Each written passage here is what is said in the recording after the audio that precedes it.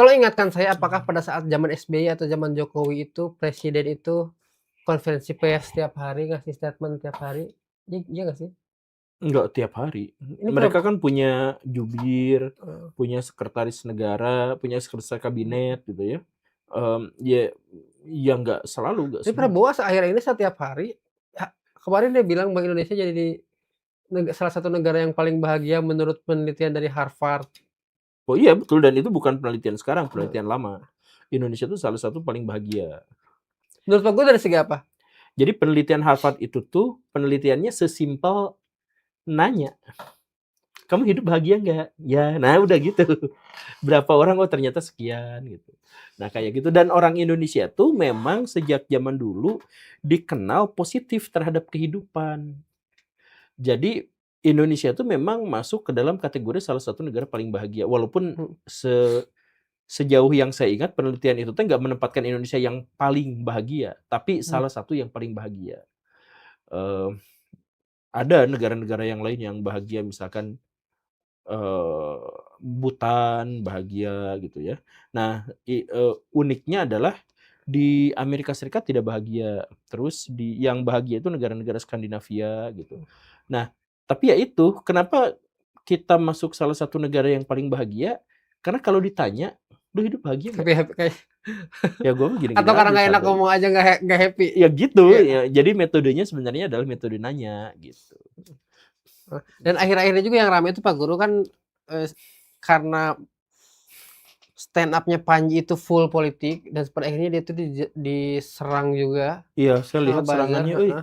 Nah, Pak Guru sebagai yang beberapa kali datang di panggung komedi sama stand up komedian paling ekstrim di MLI, kan di-roasting beberapa kali dong, beberapa kali acara dan seperti dalam tanda kutip bukan dipermalukannya, di-roasting lah, di segala sampai di sebagai seorang pribadi ini di level seperti apa Pak Guru ngerasa tersinggung sama jokes seorang stand up comedian? Eee, Pernah nggak? kalau saya sama itu mah malah ketawa sih nya, Heeh. kebawa suasana gitu, dan saya sama sekali nggak ngerasa tersinggung. Saya ngerasa tersinggung tuh kalau orang tuh memelintir secara sengaja, ide dan kata-kata saya, secara sengaja gitu, dipelintir gitu. Kayak yang kasus PKI gitu. Nah Heeh. itu kan sengaja dipelintir gitu. Dia tuh tahu tahu tapi sengaja dipelintir. Jadi itu kadang-kadang bikin tersinggung tuh pada bagian itu gitu. Nah kalau masalah Itu bukan Panji, tersinggung, kesel kali ya? Lebih ke kesel ya? ya sih kesel sih. Kalau Heeh. masalah pribadi, saya tuh apa ya, biasa kan ya ini makanya fungsi ini tuh, Heeh. buat memisahkan antara urusan pribadi dengan urusan publik gitu. Kalau Panji apanya sih yang bikin dia diserang? Padahal Ada beberapa perbedaan. Pertama kayak dari Dokter Tompi mengatakan bahwa Panji tuh lucu ketika komentar politik, tapi jangan nyerang fisik dong. Jadi dia tuh ngasih apa namanya, kayak gestur Gibran yang, "Gibran teh kok kayak ngantuk ya?" Gitu. Se se oh, Simpel itu. Terus yang mengatakan bahwa dia, wah itu saking banyaknya ngomongin Prabowo, jadi video-video lama yang dia dukung Anies itu muncul bahwa, "Oh ini mah balas oh. dendam, Iya, Panji dia memang karena terbuka kan kalah." ngakunya, milih Ya, Anies kan dia bahkan dia. bukan terbuka lagi, dia kan mau jubirnya. Iya, heeh. Nah, berbarengan dengan kenapa tadi saya ngomong soal, Guru Gembul dimintai data soal sejuta sedetik itu, karena itu berbarengan dengan ada salah satu akun yang dia tuh akhir-akhir ini mempertanyakan benarkah ada influencer yang diancam. Jadi Mhm. 3 orang yang kemarin muncul itu, dia tuh mempertanyakan tiga-tiganya. Mmm. Bener nggak sih? Terus tiba-tiba Guru Gembul muncul dan videonya rame juga itu. Oh Dan gitu. akhirnya di-mention juga. Oh gitu. Nah jadi gini, kalau soal diancam, eee, masalahnya gini nih, pertama kita tuh nggak tahu siapa yang ngancem. Karena tiba-tiba tuh ada surat kaleng, ada apa yang kayak gitu kan. Nah, itu tuh sebenarnya lumrah dari zaman dulu, sebelum kasus yang kayak gini tuh, itu udah lumrah. Beberapa saya bikin videonya yang kemarin Hmm. itu juga jadi pengancaman itu tuh nyata, real, ada gitu. Nah, kalau yang sekarang-sekarang, nah silahkan diselidiki, cuman secara umum pengancaman terhadap influencer, terhadap wartawan itu tuh ada dan nyata. Tapi pihaknya siapa? Kita kemarin kan dari pemerintah belum tentu, kita juga nggak tahu. Nih misalkan yang paling kentara dan bisa dilihat oleh semua orang, Trans 7. Diancam kan? Nah, itu kan kelihatan gitu.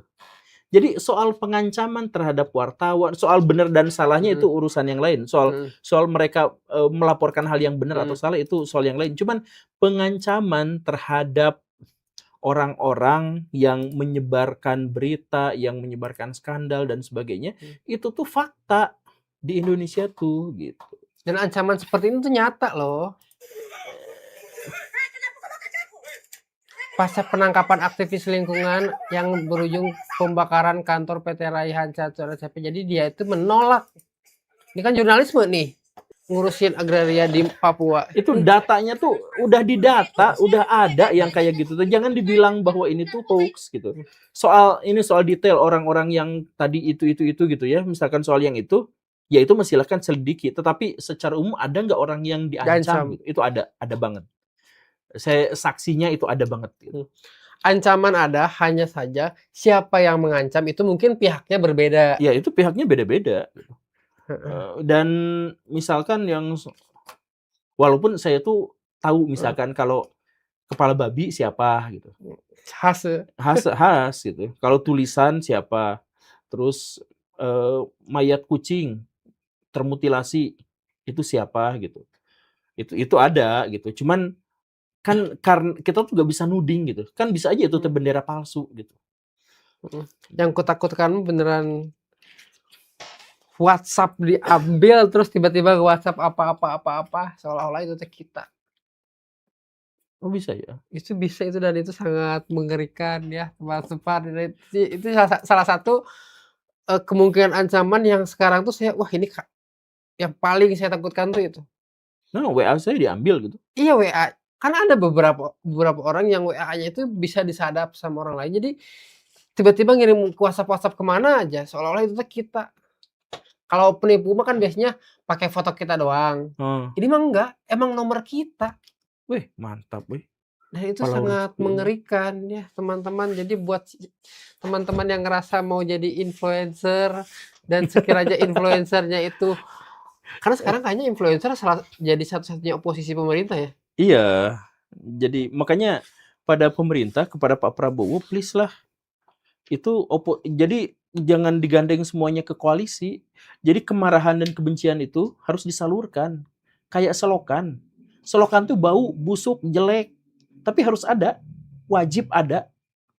Jadi kalau misalkan ketidaksukaan masyarakat kepada apa tuh memang harus disalurkan dan harus ada salurannya. Sekarang semuanya bungkam. Ya paling influencer, dan influencer pun kita tuh pada akhirnya juga jadi bingung gitu. Terus ada slang. Slang kocak juga tuh. Lagunya nggak enakan yang lawannya saya tuh aduh. Yang AI itu. Yang AI itu.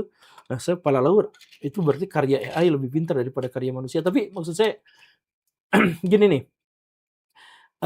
Kita tuh memang dipaksa untuk berpihak. Dan keberpihakan itu konsekuensinya adalah kita akan membela siapa yang di pihak kita, dan kita akan melawan siapa yang menjadi oposisi kita. Makanya saya tuh katakan, saya tuh nggak akan berpihak. Dan itu tuh sejauh yang saya tahu mah, saya satu-satunya. Ada nggak sih influencer yang tidak berpihak? Gitu? Radit sih paling ngomongin dia anti ngomongin politik kayaknya. Oh tapi dia emang anti. Dia aman sih. Dia menyembunyikan kecerdasannya. Iya. Nah tapi ya balik lagi, karena orang-orang itu sudah berpihak, ya maka wajar kalau misalkan dia mengkritik pada lawannya gitu. Nah, kayak slang kan sekarang yang tadi itu, dia tuh dimarahin sama netizen. Gara-gara netizen itu kayak sebel karena sebelumnya dia kan bikin salam 2 jari. Iya. Terus selalu dia bikin polisi yang baik hati gitu kan. Dia bikin lagu polisi. Harus. Apa, Mister Gamail sih baik tuh. Dia bikin polisi yang baik hati terus tiba-tiba sekarang gitu. Jadi yang mempertanyakan tuh lah, oh entah kontraknya udah habis, entah dia nggak kebagian yang sekarang, jadi dia akhirnya bikin lagu Republik Fufu Fafa Iya, itu. jadi Tapi ini Ahmad Dhani juga bikin 2019 ganti presiden. Sekarang dia tidak bersuara apalagi karena dia udah dalam kekuasaan. oh iya. Ahmad Dhani itu sampai di penjara gara-gara menghina Jokowi loh. Sekarang Prabowo-nya dia di CS sama Jokowi dia cuek-cuek aja.